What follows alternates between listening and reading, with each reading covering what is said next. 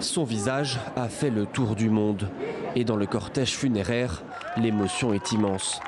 Des collègues, mais aussi de nombreux anonymes, sont venus dire au revoir à Ebru Timtik, la jeune avocate kurde qui a payé de sa vie son engagement.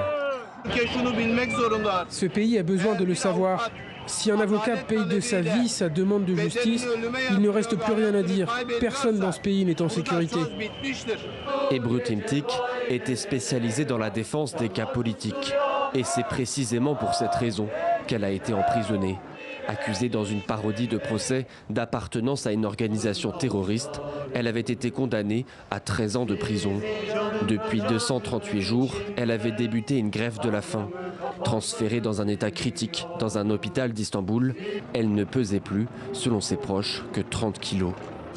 En guise de dernier appel, Ebru Timtik a commencé une grève de la faim totale.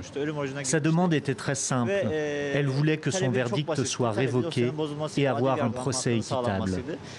Autour du lieu des funérailles, la tension est rapidement montée d'un cran. La police est intervenue pour disperser le cortège. La mort d'Ebru Timtik n'est malheureusement pas un cas isolé, un exemple parmi d'autres de la répression menée par les autorités turques. Dans une Turquie en pleine dérive autoritaire, des centaines d'avocats, journalistes, politiques ou écrivains croupissent toujours dans les geôles du pays.